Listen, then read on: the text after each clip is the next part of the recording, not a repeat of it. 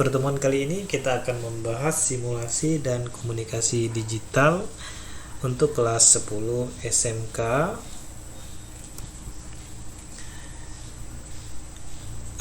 Aplikasi pengolahan kata atau Microsoft Office. Fungsi utama software pengolah kata atau Microsoft Word adalah membantu user atau pengguna untuk mengolah kata seperti membuat surat, membuat tabel, word art, menyisipkan gambar, dan membuat dokumen lain. Hardware utama yang digunakan dalam aplikasi Microsoft Word adalah perangkat keyboard, beberapa jenis tombol. Yang pertama, numeric key, terdiri dari tombol-tombol yang berguna untuk memasukkan nilai numerik dari angka 0 sampai 9. Kemudian alphabet key, terdiri dari simbol alfabet A sampai Z, pengaturan besar dan kecil. Huruf bisa dikombinasikan dengan tombol shift atau mengaktifkan tombol caps lock. Kemudian typewriter key, tombol yang digunakan untuk memudahkan proses pengetikan seperti caps lock, delete, ESC, End, Enter, Home, Insert, PRTSC, dan lainnya. Kemudian selanjutnya function key merupakan jenis tombol yang memiliki fungsi secara khusus seperti F1 hingga F12 tergantung jumlah banyaknya tombol keyboard. Kemudian yang terakhir, special function key. Jenis tombol ini dapat bekerja jika dikombinasikan dengan dua atau lebih tombol seperti Ctrl plus Z, Fn plus F1, dan lainnya. Selanjutnya, fitur-fitur pada Microsoft Word 2010 atau versi di atasnya. Yang pertama, page layout, untuk menentukan orientasi halaman. Kemudian size, untuk menentukan ukuran halaman.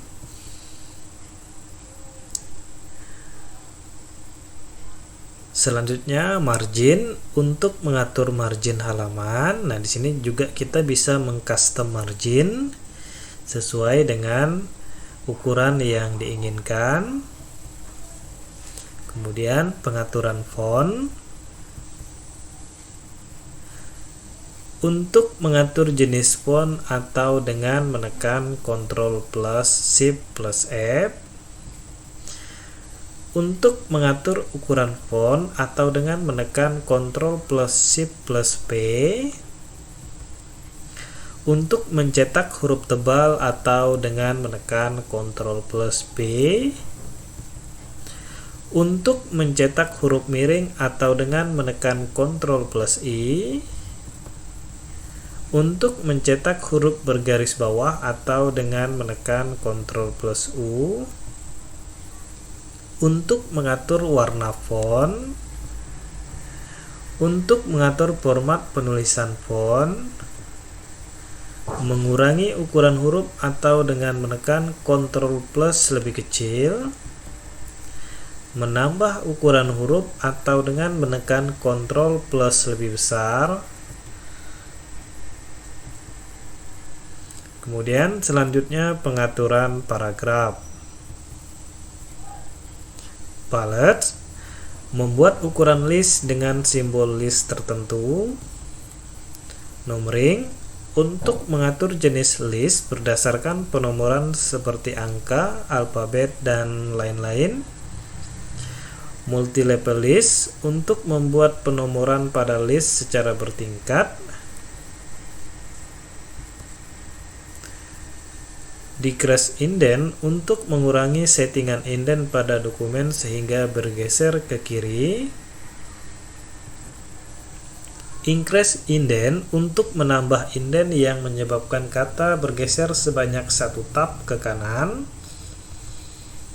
Line and paragraph spacing, untuk mengatur jarak spasi antar baris. Sort, untuk mengatur pengaturan kalimat berdasarkan alfabet. Justify untuk mengatur alignment paragraf agar menyesuaikan dengan lebar dokumen atau tekan Ctrl+J. Align text right untuk mengatur alignment paragraf rata kanan atau dengan menekan Ctrl+R. Border setting untuk mengatur border dalam sebuah paragraf. Center untuk mengatur alignment paragraf agar berada di tengah atau dengan Ctrl+E.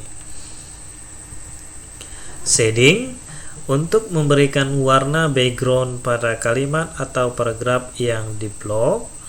Align text left untuk mengatur alignment paragraf agar rata kiri atau tekan Ctrl+L. Kemudian find and replace. Nah, untuk ribbon ini berada di tab home, kemudian editing, find. Untuk menemukan kata yang diinginkan atau dengan menekan Ctrl+F. Sedangkan replace untuk menggantikan kata yang sudah ada dengan kata yang diinginkan atau dengan menekan Ctrl+F. Kemudian pengaturan identitas. First line indent maker untuk mengatur setiap awal paragraf selalu menjorok ke dalam. Kemudian hanging indent maker untuk mengatur identitas awal penulisan baris pada setiap baris dalam paragraf setelah baris pertama diketik. Left indent maker untuk menentukan identitas seluruh baris paragraf termasuk baris pertama.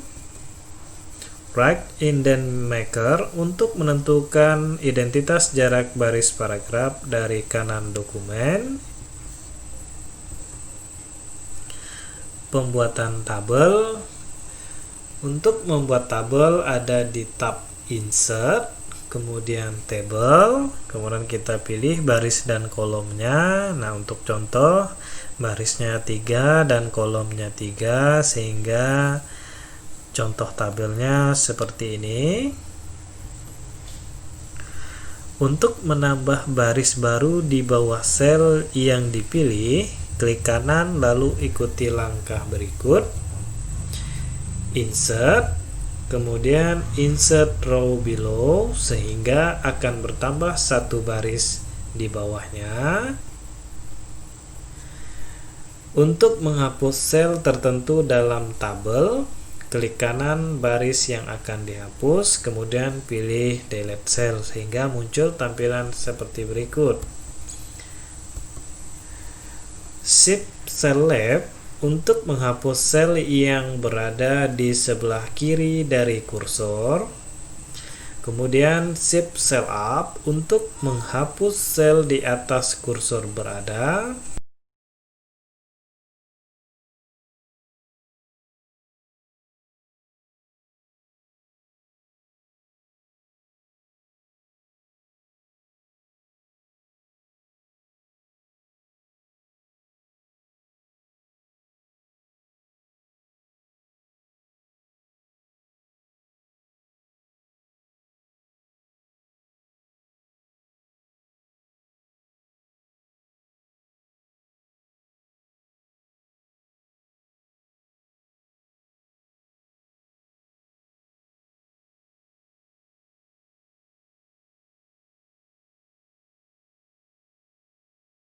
Contohnya seperti ini. Kemudian selanjutnya menambahkan header dan footer. Header untuk menampilkan informasi di setiap awal halaman dokumen yang letaknya di atas, sedangkan footer untuk menampilkan catatan kaki di setiap dokumen. Selanjutnya untuk membuat makro, jadi kita pilih tab file, kemudian option, kemudian Trust Center, kemudian Trust Center Setting. Selanjutnya makro setting, kemudian kita aktifkan enable all makro atau yang letaknya paling bawah, kemudian jangan lupa dicentang trust access to the PBA project, kemudian klik OK. Nah, untuk pembuatan makro kita pilih tab view, kemudian makro. Nah, di sini kita namakan latihan 1, kemudian create. Berikutnya masuk ke jendela pembuatan makro. Nah, di sini kita pilih dokumen, kemudian di sini kita pilih open. Nah, selanjutnya kita akan membuatkan pesan box atau message box. Nah, di sini pesannya contohnya, halo, saya sekarang sedang belajar membuat makro. Nah, untuk pesannya diawali dengan tanda petik dan diakhiri juga dengan tanda petik. Kemudian simpan hasil coding program makro dan tutup jendela editor makro serta tutup dokumen latihan. Untuk menguji apakah makro telah berfungsi dengan baik, maka buka kembali file dokumen latihan makro. Pastikan akan muncul kotak pesan ketika dokumen pertama kali dibuka. Nah, contohnya ketika kita membuka dokumennya akan muncul pesan, halo, saya sekarang sedang belajar membuat makro. Kemudian mencetak dokumen ada di tab file, kemudian print. Demikian pertemuan kita pada kali ini. Semoga informasi ini bermanfaat. Sekian dan terima kasih.